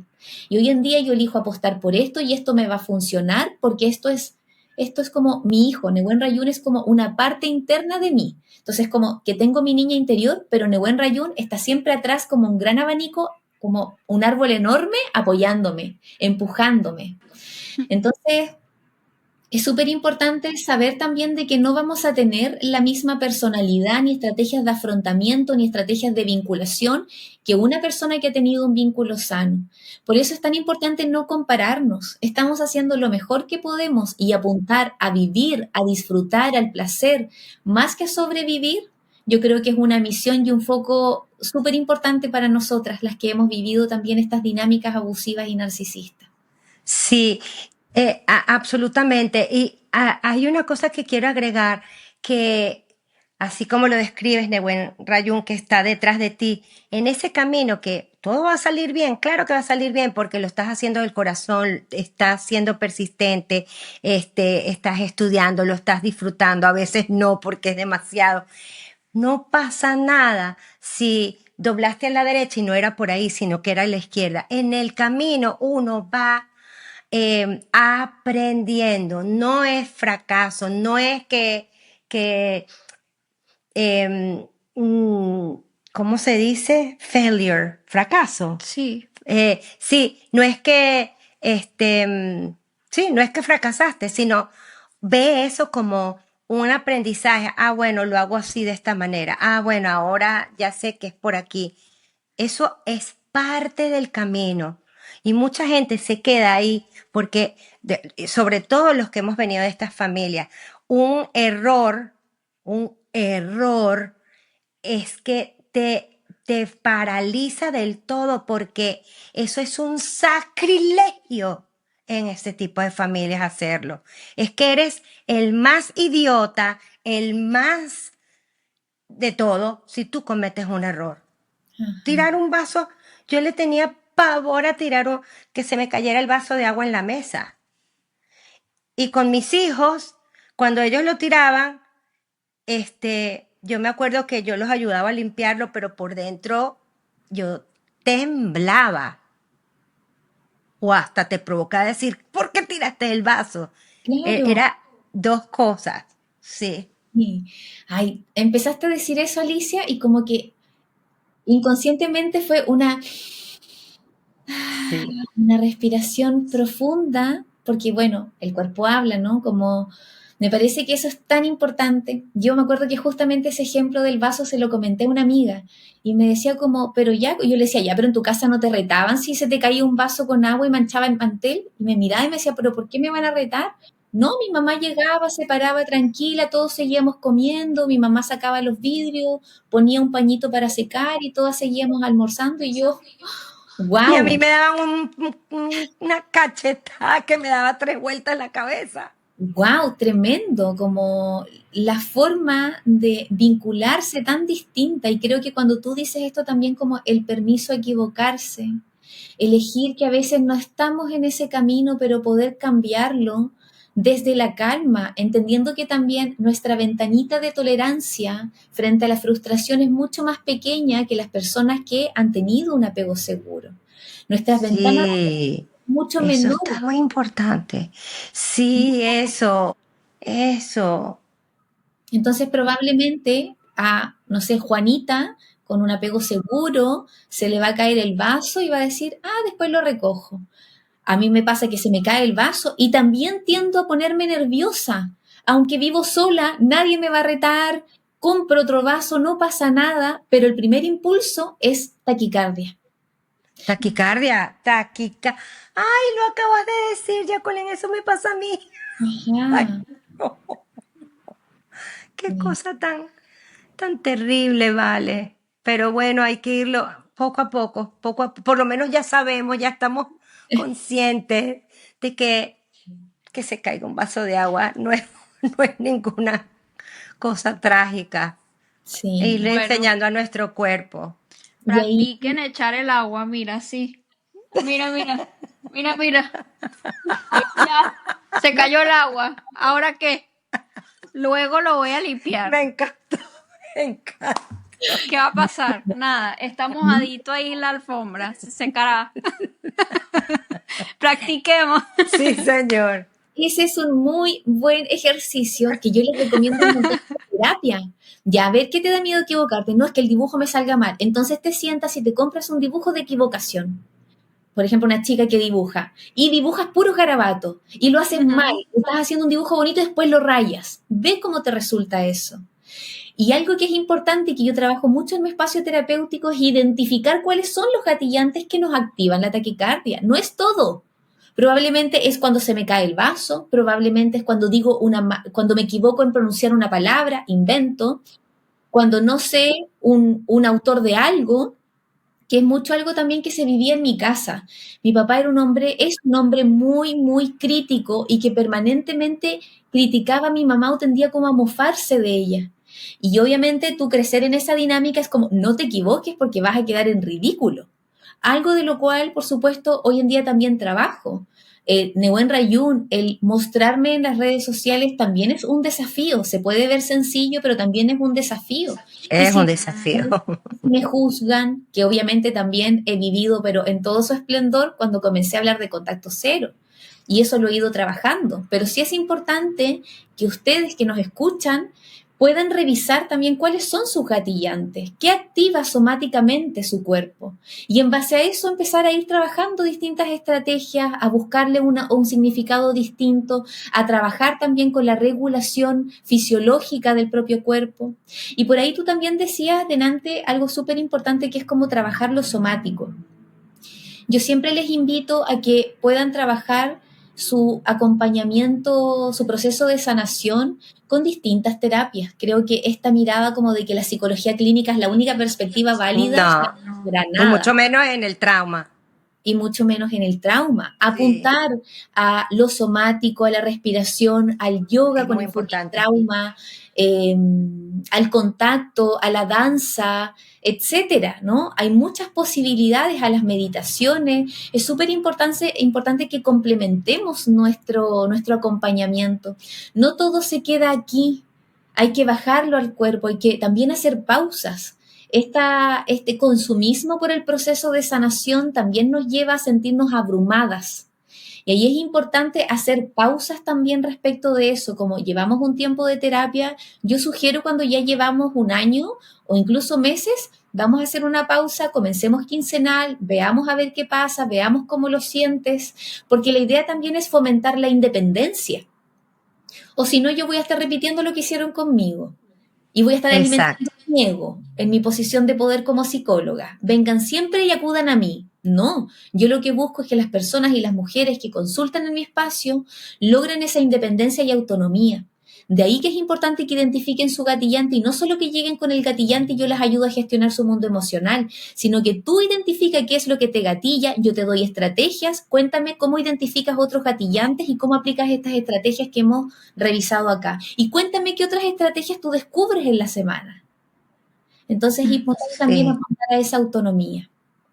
sí, sí. Me Esto es encanta. absolutamente cierto y importante Sí. porque es que sí llega un momento, a mí me pasó con mi última terapeuta que fueron 7 años, es que fue fabulosa, ella es la que me salió la vida, pero al final cuando ella me trataba de, ok, ya solamente cada 15 días, ya nos vamos a ir separando, una vez al mes, yo me aterrorizaba porque sentía que no iba a poder sin ella. Y Ujú. eso es lo que hay que evitar. Y ella poco a poco me iba empujando, así como Eso, salir del nidito. Porque eso. uno sí es capaz, uno sí es capaz, Sí, y sí puede. progresivamente, eso es importante. Cuando vamos haciendo esta como separación del proceso terapéutico, es importante que sea progresivo. No es ya, estás de alta, como esta mirada muy médica, ¿no? Como ya cumplimos los objetivos terapéuticos. No, es un proceso que tiene que ser amoroso, que tiene que ser progresivo, que tiene que ser coherente y que responda al vínculo terapéutico que se ha establecido. Porque se ha estudiado que la mayor eficacia de la terapia se da también en base al vínculo terapéutico. Puede haber una profesional que tenga maestrías en lo que sea, en ABC hasta la Z, pero si tú no conectas en un vínculo terapéutico, no te sientes acogida, no te sientes entendida, esa terapia Ah, va a... no, no, de ahí te vas, exacto. Sí, Sí, Sí. sí, sí. Me encantaría que hablaras sobre el proceso. Es que, como mencionas a Elizabeth Kubler-Ross, eso me encantaría que lo explicaras, el proceso de duelo, del duelo, en el contacto cero, las etapas. Me sí, imagino que según Elizabeth Cook, porque la nombras aquí, me claro. imagino según ella. Claro, Mm. según esta autora, ella plantea también un proceso de duelo. Y el proceso y el duelo también es importante entenderlo que no solamente ocurre cuando hay una persona fallecida. sino que también tiene que ver con nuestros procesos internos y cómo hay partes nuestras que también van muriendo en ese camino. Ujú. Otra palabra que me gusta mucho trabajar en terapia cuando angustia mucho la palabra muerte, como el duelo por la muerte, es la actualización. Entonces, no solamente podemos pensar o repensar cómo muere una parte nuestra, sino que actualizamos nuestra versión, porque tal vez como esa chaqueta que ocupábamos de este mecanismo de defensa ya nos está quedando medio apretado y es hora que empecemos a diversificar estas herramientas para que encontrar una chaqueta de nuestra talla y de nuestro estilo, entendiendo que tenemos una identidad distinta que estamos explorando y que estamos descubriendo. Entonces, en ese sentido, la autora nos plantea distintas etapas. Estas etapas es súper importante saberlo, y lo conversábamos antes también, que no es un proceso lineal, no es que paso del proceso de negación a paso el proceso de ira, etcétera, sino que es un proceso donde voy saltando de una a la otra y no implica que voy retrocediendo o avanzando. Los procesos de duelo para todas las personas funcionan distinto, no es algo que hay que superar, sino que hay que integrar en la vida. Y desde esa mirada también es importante, a mí me parece como recalcar mucho que no tiene un orden lineal, porque eso también va generando algunas expectativas nuevamente de cómo tienen que ser nuestros procesos. Exacto. Y cuando no estamos cumpliendo nuestras expectativas, nos tendemos a frustrar. Sí, Entonces hay que ser también cuidadosa con eso. Y es algo que también es importante que lo veamos también en terapia, en nuestros espacios terapéuticos. Ajustar la expectativa de lo que uno como profesional puede entregar y lo que no puede entregar. O que eso es importante que lo vea con otro profesional o con otro colega, etcétera. ¿Sí? Entonces, desde ahí también es importante saber de que nosotros rompemos como el contacto con la familia, pero siempre va a haber un lazo que es una relación que es biológica, que implica también todo este camino de haber avanzado y evolucionado en la vida en presencia de otra persona, que es nuestro progenitor y nuestra progenitora, con la diversidad sí, que eso implica, ¿no? Como abuelo, abuela, etcétera. sí, Ujú. Entonces, desde ahí también como vamos a ir sintiendo distintas emociones y también sí, hay distintos autores que se van sumando a esta perspectiva y que van proponiendo otras etapas. Desde esta autora pasamos por una etapa de negación, que es también donde decimos como, bueno, quizás estoy exagerando o quizás tal vez como no era necesario llegar tan lejos y hacer el contacto cero. Tal vez mi familia va a cambiar si yo tengo un poquito más de paciencia, que era esto también de la esperanza que hablábamos. Entonces acá sí, por la realidad, porque es una realidad muy dura, que nadie quiere aceptar, es difícil aceptar y probablemente, y vamos a tener que pasar por ese proceso. Vamos a tener que pasar por la negación para de a poquito ir trascendiendo hacia otras etapas, pero es parte del proceso sentir de que tal vez estás exagerando o que necesitas más paciencia con tu mamá o que necesitas entenderla más porque ella también sufrió, ¿no? Y nuevamente sí, volvemos a lo anterior, una cosa no quita la otra. Yo puedo empatizar con mi madre por la difícil vida que le tocó. Puedo empatizar con ella y desearle también una vida mejor a ella, pero no por eso voy a dejar de lado el daño que me ha provocado a mí y el sí. proceso de reconstrucción posterior que implica, ¿no? Sí, Mm. en ese punto, entender qué tipo de vida llevaron tus padres o tu madre o quien sea, es para saber que, en mi caso, yo lo digo de esta manera, es para saber que tú no eres culpable, que tú no estás loca ni eres mala. Te sirve para eso, pero no para justificar lo que sucedió. Y lo que estabas diciendo, en ese caso de la esperanza, cuando todavía estás ahí, es lo que hemos llamado una amiga y colega mía la esperanza pendeja.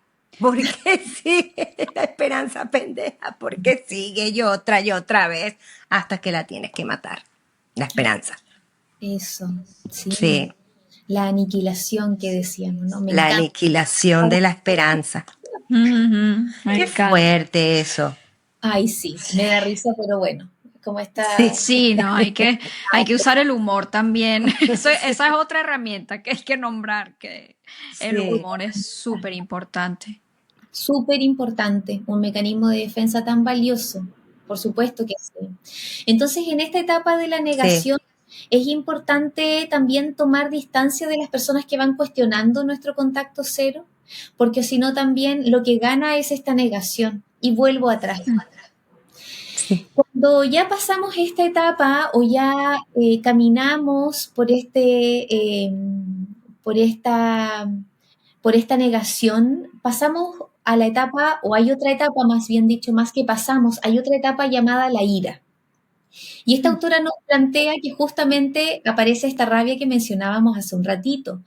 Cuando somos conscientes de lo que hemos vivido, y wow, eso pesa muchísimo y probablemente nos podamos quedar también ahí su buen tiempo, ¿no? Porque también aparece la injusticia de tener que también alejarnos para estar bien, la injusticia de haber tenido la familia que nos tocó, cuando vemos que otras familias son tan funcionales, son tan nutritivas, qué injusto es que a Sí, mí me haya tocado eso. Y es válido pensarlo porque claro que es injusto. ¿Cómo va a ser justo que hayan personas que les toquen familias tan nutritivas y otras familias que nos toque también dinámicas tan abusivas en su amplio espectro psicológico, físico, sexual, etcétera? Entonces, claro que sí, es justo. Es importante pasar por esta etapa. Es importante darle espacio a la rabia y a la ira porque es lo que nos permite poner un límite y decir, exacto. compadre, como decimos acá en Chile, hasta acá nomás llegamos. Hasta acá usted ya no pasa, este es mi límite y se acabó. Pero sin la rabia probablemente nos quedemos en la tristeza y digamos, ay, ¿por qué mi mamá es así? Y cuando nos quedamos en la tristeza no aparecen los límites, no aparecen los... Entonces, la ira es importante eh, porque nos permite poner un límite en ese sentido. Entonces puede Sí, aparecer la rabia porque visualizamos la manipulación y también puede aparecer la rabia hacia nosotras mismas por habernos quedado en ese lugar durante tanto tiempo. Entonces también ahí hay que dar paso a la rabia hacia afuera, pero también a la rabia hacia adentro, porque de ahí aparece otra fase donde vamos a poder también como ir negociando en este diálogo interno, donde vamos a decir como, bueno, tal vez si pongo límites sin cortar el contacto, tal vez puede funcionar, si les explico más, tal vez me entiendan, y ahí empieza a aparecer como esta negociación interna, sí, este diálogo interno que es tan importante.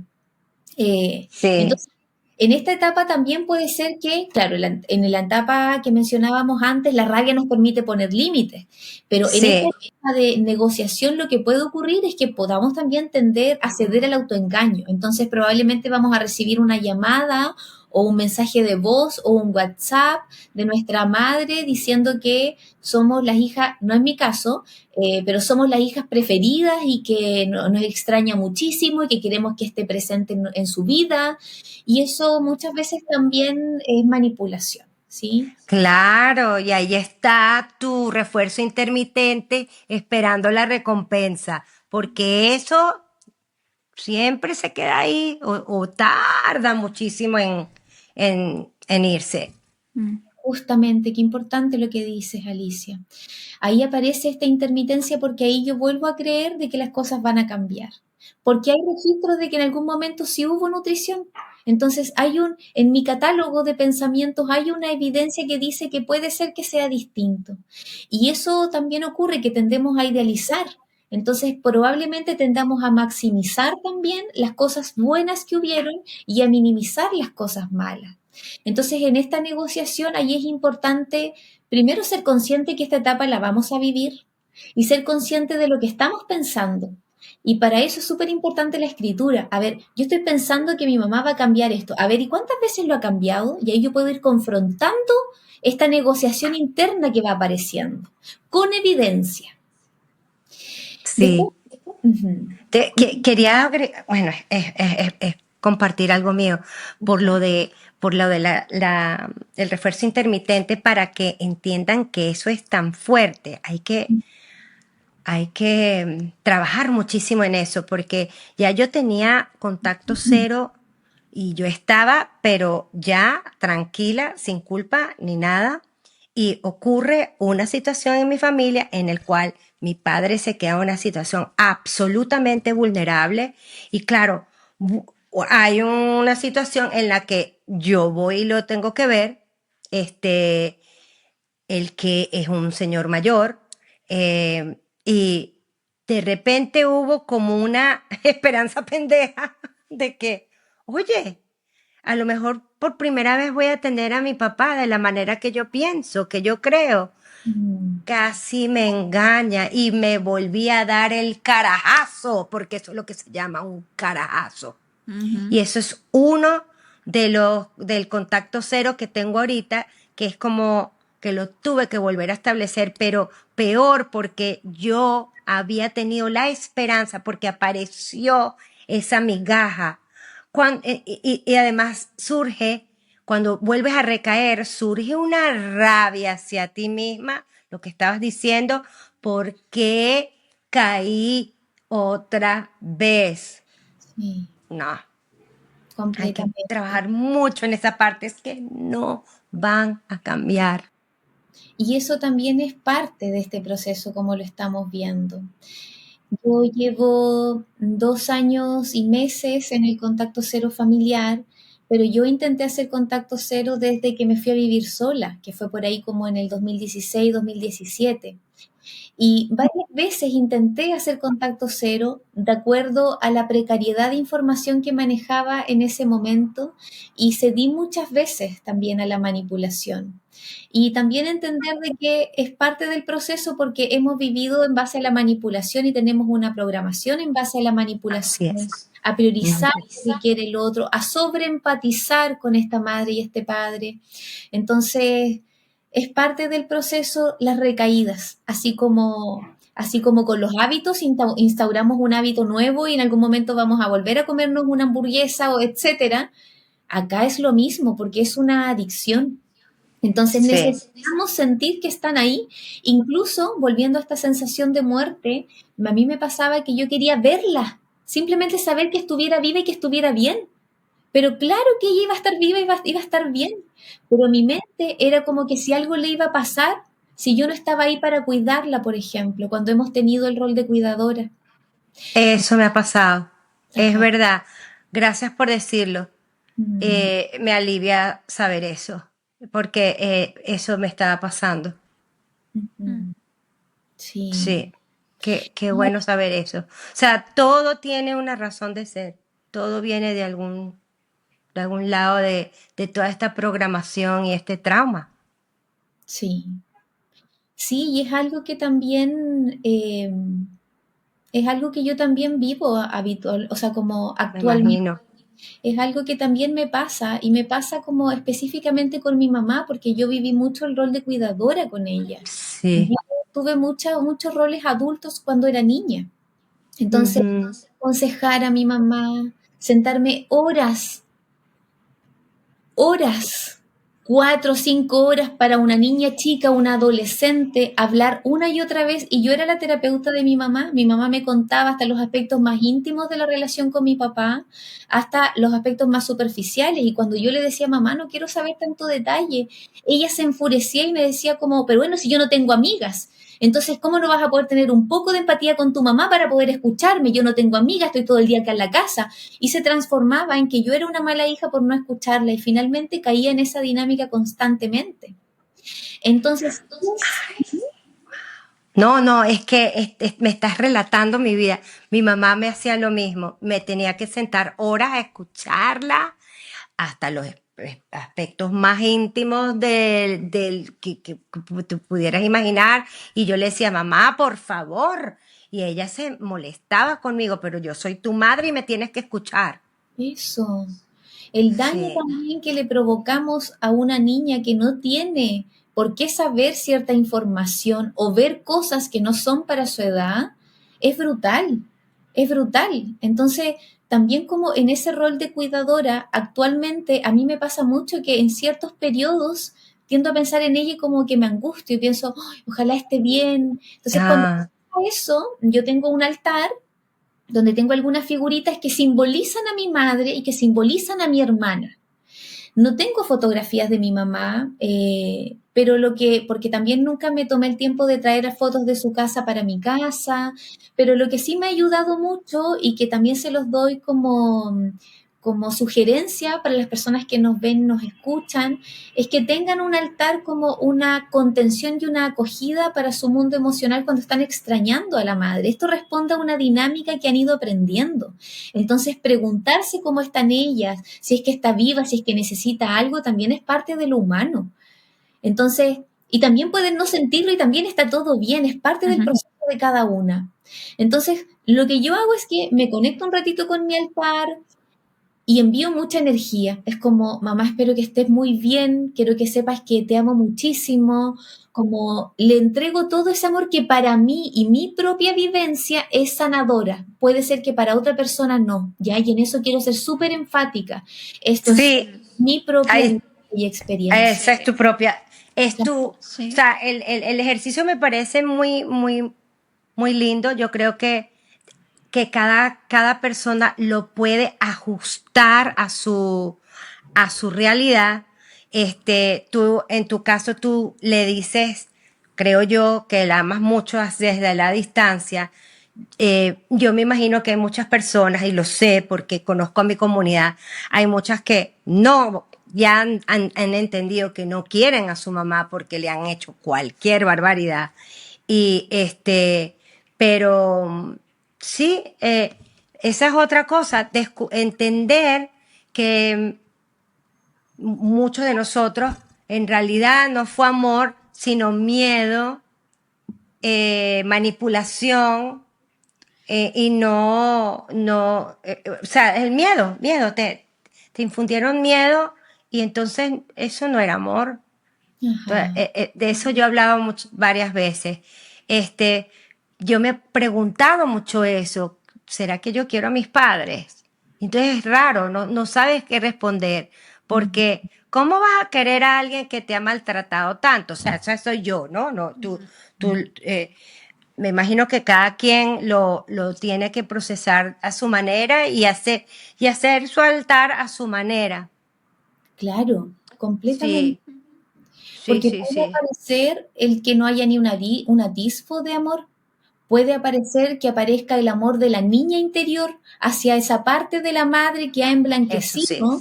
Puede ser Ujú. que su parte adulta diga, sí, a pesar de todo esto, yo la amo, pero sé que estoy lejos de ella. Pueden haber todas las alternativas porque todas las personas vivimos vivencias distintas. Pero ¿qué Sí. es importante me parece de este ejercicio? Que este diálogo y esta narrativa que yo hago conmigo me permite dar contención a eso que podría ser un impulso de contactarla. Eso es. Sí. Y ese es el objetivo. Entonces desde ahí es como yo me digo a mí misma también como esto es lo que yo elegí para mí, yo te amo a la distancia, espero que tú seas muy feliz. Si en algún momento necesitas algo, espero poder tener. Y esto es algo que me di cuenta hace poco, ¿no? Como la solvencia económica para poder ayudarte a la distancia. Y yo me sentía muy mal por eso, pero me di cuenta que si algo ha tenido mi familia, madre y padre, es que han demostrado el afecto a través del dinero. Entonces, cuando yo me di cuenta y dije, yo no quiero contacto, pero sí quiero tener dinero en algún momento y una solvencia económica para ayudarles cuando lo necesiten, en un futuro, cuando no puedan, no porque están manipulándome o abusando de algún recurso económico, sino que cuando realmente no puedan, poder entregarles eso es algo que a mí, pues nuevamente, particularmente, me haría sentir bien. Entonces, Ok. como todas las Y vivencias, ujú, sí, sí. Y cómo ese ejercicio que tú estás planteando, si alguien que definitivamente ha llegado a la conclusión de que no quiere a sus padres, pero igual se siente mala persona porque, o está pasando el duelo, no tuve nunca padres porque eso que tuve no fueron padres. ¿Cómo sugieres en ese caso hacer el ejercicio? ¿Tienes alguna idea? claro, claro que sí. Sí, Porque esto que yo les hablo es como parte de una vivencia muy personal, pero también en sí, el espacio terapéutico está todo este amplio bagaje del que también les he comentado. Entonces, cuando no existe esta figura, porque de alguna u otra forma también lo que añoramos es la función materna, la función paterna. No es que añoramos necesariamente a la madre que tuvimos, porque no necesariamente ¿verdad? cumplimos con ciertas funciones de cuidado, de protección y de amor.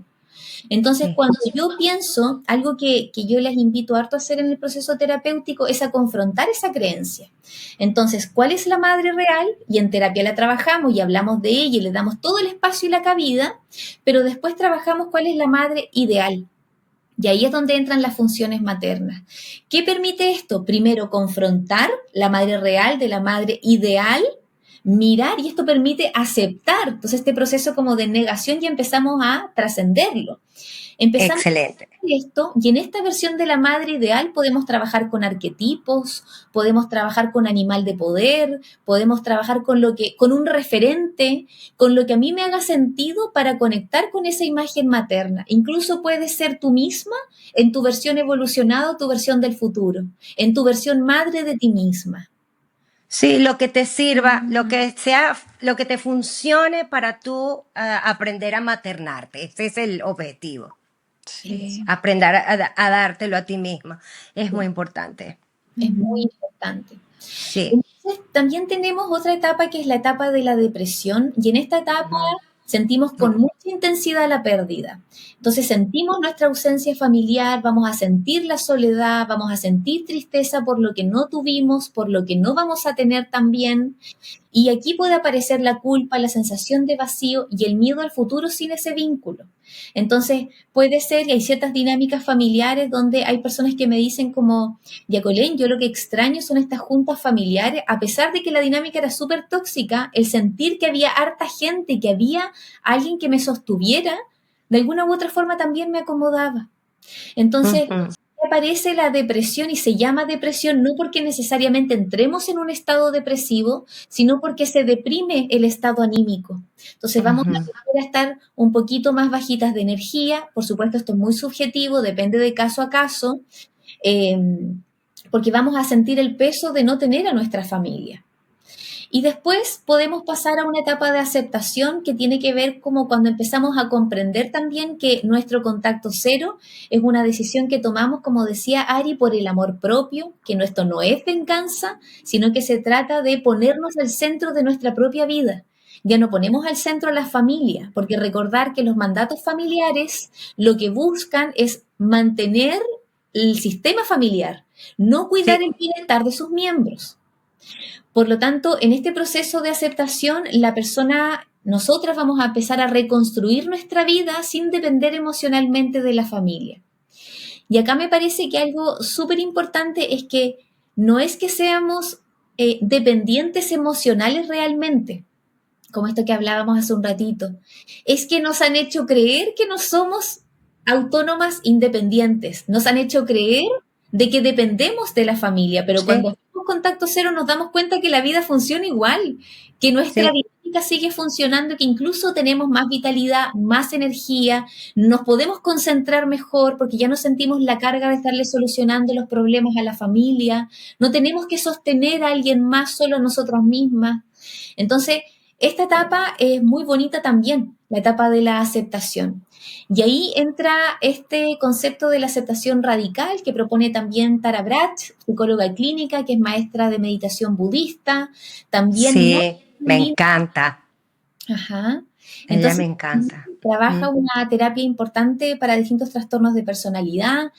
Y finalmente hay otra etapa que propone otro autor donde agrega la etapa del significado. Entonces ya está la aceptación y después proponen el significado, que es cuando le encontramos un sentido a esta pérdida familiar.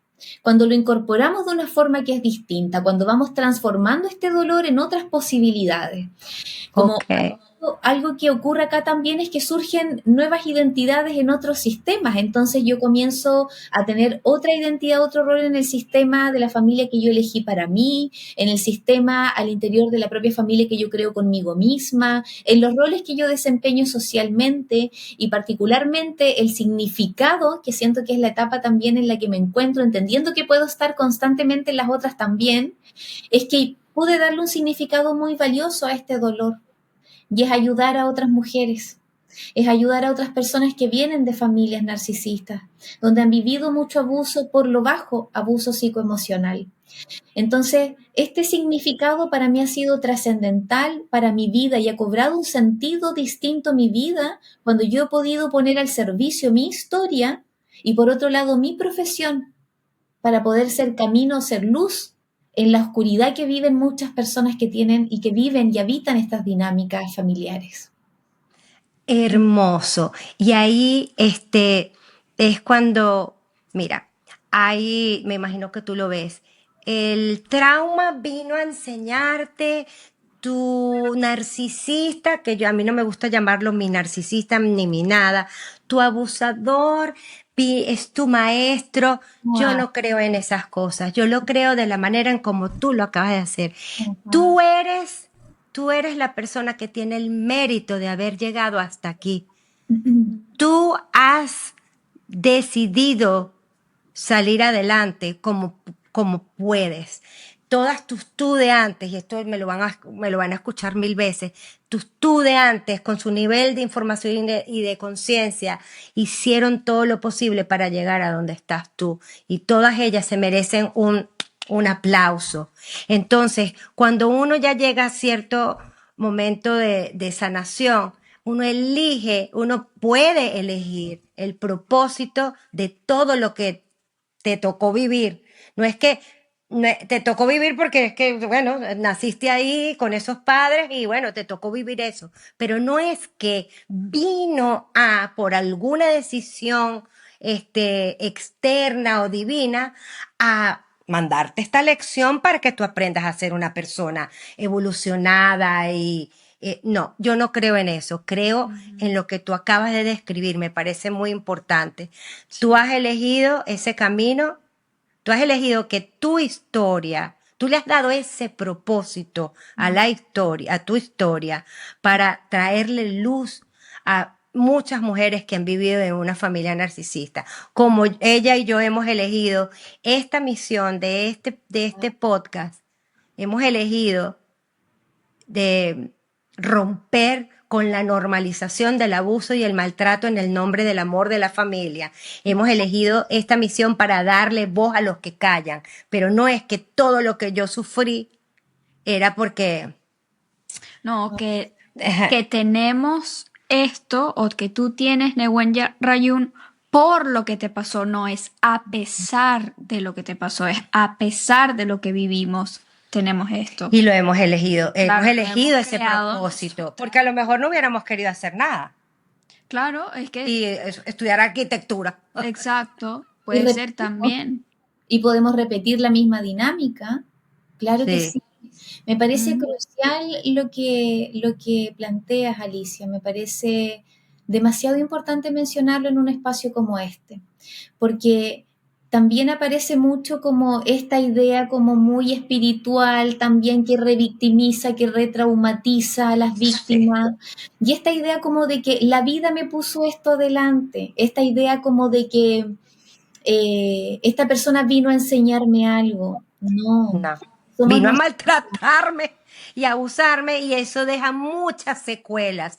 Y es lo que nosotras siempre decimos, uno para crecer, para evolucionar, como lo quieran llamar, trascender, ser una maravillosa persona, un ser de otro planeta, necesitas amor, cuido, contención, no que te maltraten.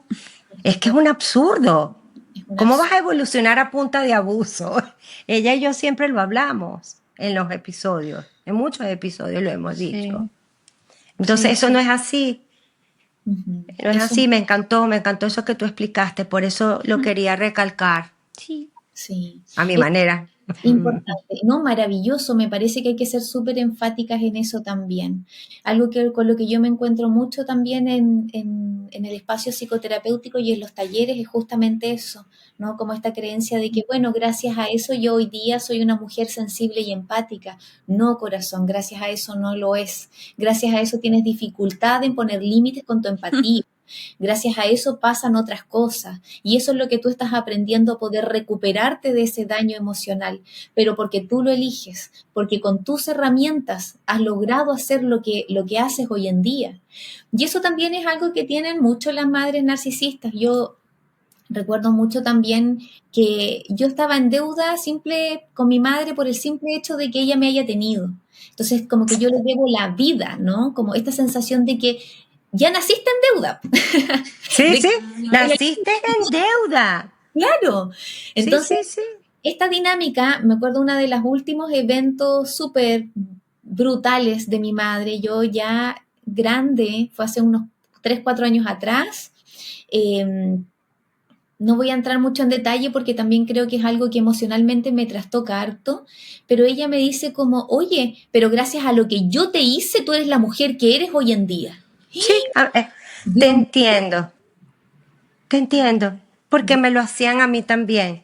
Gracias, o sea, si yo le decía que mi hija, imagínate tú hasta eso, viste que mi hija, viste qué linda, cómo, cómo habla, tú hablaste antes, viste qué linda es mi hija, tú eras más bella.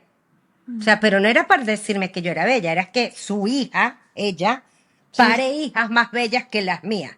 Y eso. si aceptaba que yo tenía algo bueno, era por ella. O sea, que mi mamá me tuvo a mí por ella también. Sí, que era lo que ella me O había sea, enseñado. o te había Te dado entiendo. la capacidad de tener una niña buena, yo qué sé, Sí, no sé, le dan qué vuelta a cosa todo. tan retorcida. No, de verdad lo Uy, siento que hayas vivido eso porque te entiendo perfectamente. sí, es una locura pensarlo. Es bueno Sí, revisarlo porque justamente cuando escuchamos esto podemos empezar a problematizar lo que las personas están viviendo en sus casas y que están naturalizando y probablemente diciendo, ay, sí, gracias a mi madre porque, bueno, ella no sabía lo que hacía, pero gracias al maltrato soy quien soy. Entonces eso no. también hay que erradicarlo y es importante estos espacios justamente para erradicar esos espacios de revictimización, de que se Sí, siga perpetuando. sí, sí, sí, sí. Hay que enfatizar mucho en eso, tienes toda la razón y nosotros lo decimos, yo lo digo muchísimo, por lo menos en mi Instagram, gracias a, como que gracias.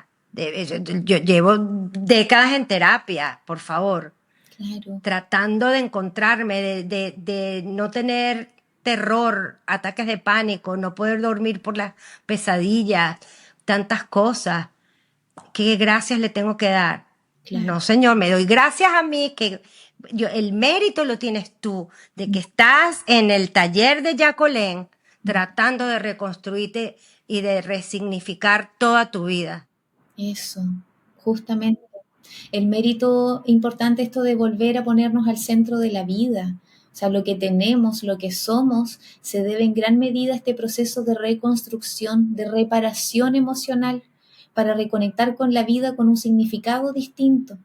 Pero por supuesto que no es gracias a los maltratos que has vivido, gracias a la No. violencia y los abusos que has vivido. Sí, Es gracias a ti que has sacado fuerzas desde quién sabe dónde para tú inscribirte en ese taller y tratar de superarte, de sanar, de, de encontrarte. Ujú. El mérito lo tienen ustedes, los que nos ven y los que nos escuchan.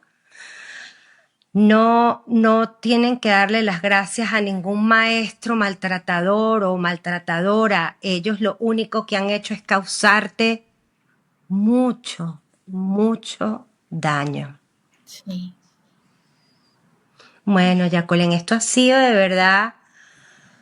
No, Bueno, yo creo que, bueno, nosotros vamos a hacer otro episodio contigo definitivamente porque aquí lo que falta es, hay mucho por hablar. No nos da sí, tiempo en tan poco, no nos da tiempo pues de cubrir todo en un solo episodio. episodio, pero vamos a tener otro para poder seguir profundizando en este tema que elegimos contigo o que tú elegiste con nosotras. No Sí. sé cómo quisieras cerrar el episodio, qué Sí, quisieras abordar me o gustaría también decir. como, claro, para cerrar este episodio, y creo que concuerdo mucho también con ustedes, un tema que para mí en lo personal es muy apasionante poder compartirlo. Es muy sanador poder hablar sobre este tema. Y es un tema que también mientras más vivo, profundizo en este tema, mientras más lo reviso y estudio, aparece también una cantidad de información que me encantaría también poder transmitirla para poder ayudar a otras personas que además no pueden acceder a un proceso terapéutico. Creo Exactamente. Esto Ujú. también es parte de hacer justicia social, entregar un episodio que hable de estos temas, que pueda llegar a otras personas, que les ayude también a ser consciente de las dinámicas que están viviendo, de que hay otras alternativas también para ponerse a salvo, de que el contacto cero no es solamente para las relaciones de pareja, que es algo que también me han dicho harto en redes sociales, completamente que no. De hecho, el contacto cero no se le atribuye a ningún autor o autora puntual. Se ha venido hablando de este tema desde los años 90, pero se ha propuesto como una alternativa para cortar con dinámicas dañinas y dinámicas tóxicas a modo general del amplio espectro. Entonces, Sí, me gustaría decirle a todas las personas que nos ven, que nos escuchan, eh, que detrás del dolor de este contacto cero hay un renacer. No es que nos vamos a quedar permanentemente en esta rabia y en este dolor. Se trata también de hacer pasar la justicia por el cuerpo, a nuestra forma, a nuestra medida, a nuestro ritmo, en nuestro proceso. Recordar también de que este es el inicio de una verdadera libertad, que esto nos va a permitir poder habitar la vida de una forma distinta, las relaciones de una forma distinta, y que efectivamente empezamos a experimentar la vida con mayor libertad. Ya no tenemos esta voz interna que nos critica, que nos juzga, que nos devalúa, etcétera, sino que podemos movernos en la vida con mayor facilidad. Y eso es algo que yo también he ido experimentando. Es sí, importante saber que no somos las hijas que ellos o ellas definieron, ni tampoco somos los roles que nos impusieron. Después del contacto cero podemos descubrirnos y volver a encontrarnos desde un lugar distinto. Descubrir quiénes somos realmente sin el miedo, sin la culpa, sin las cargas del pasado. Y es un camino que no se trata solo de distancia, como de distanciarnos de la familia de origen, sino que me gusta mucho también concebirlo como un proceso que es de vuelta hacia ti misma. Entonces, también dejarles ese mensaje de este renacer, de este volver a encontrarnos con nosotras mismas, con nuestra vida, para aprender a ponernos a salvo y empezar a habitar los lugares que realmente nos permitan florecer. qué hermoso, Qué Jacqueline. Y lindo. sí, es volver a ti, es volver a ti, porque esa esencia es como una huella digital, esa esencia tuya no se rompe, lo que pasa es que se llena de capas y capas y capas, condicionamientos, patrones, abuso, trauma, todo, y vamos rompiendo eso hasta llegar a ti otra vez. Mm. Justamente. Bueno, Bueno, como invitar a Ay, todas las personas también a que se embarquen en este lindo camino de vuelta a sí mismas. sí. Y tú tienes ahora un taller sobre el contacto cero, ¿verdad? Sí, yo habitualmente estoy haciendo talleres periódicos. Ha sido muy lindo la recepción de estos talleres. Tenemos, actualmente digo tenemos porque me imagino yo con mi Nehuen Rayún, entonces somos dos, más la Mati, que es mi compañera de vida. Entonces, taller de introducción al contacto cero para las personas que están concibiéndolo como una alternativa, que quieren saber más información al respecto. Ahí vemos como qué es el contacto cero, qué es el ghosting, qué es la ley del hielo, vemos la etapa del contacto cero, vemos los fundamentos psicológicos del contacto cero para que se entienda que tiene un fundamento teórico, qué es lo que dicen los autores de la psicología al respecto. Vemos también cuáles son los principales errores que podemos cometer y estrategias para poder mantenernos en el contacto cero. Y también este taller que voy a lanzar este fin de semana, que es la primera versión, a petición también de las personas que consultan en mi espacio, es sanar después del contacto cero, que también es como el mismo nombre de este podcast, ¿no? Como cómo es el proceso de sanación después de que tomamos esta decisión.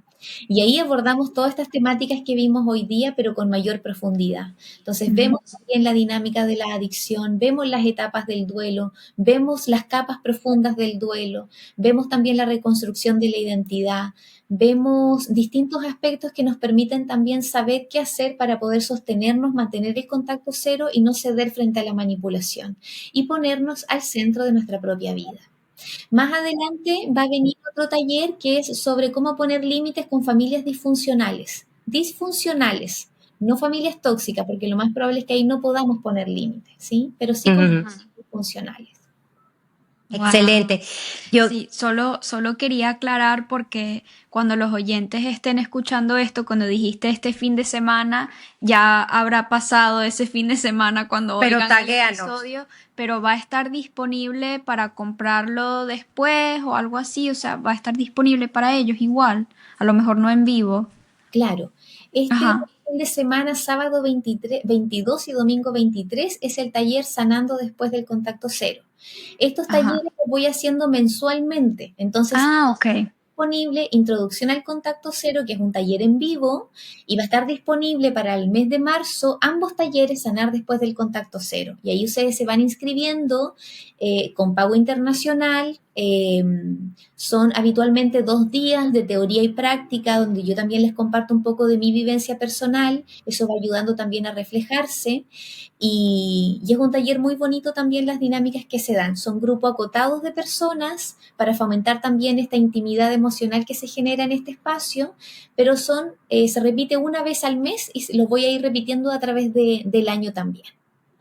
Perfecto, entonces yo voy a poner todos los enlaces en la descripción para que las personas puedan unirse a uno de estos talleres que, como ya vieron en el episodio, es un tema súper importante y que Jacqueline lleva con experta y media, o sea, sí, yo quiero ir hasta el taller, o sea, me encantaría yo sí aprender más de quiero, ti.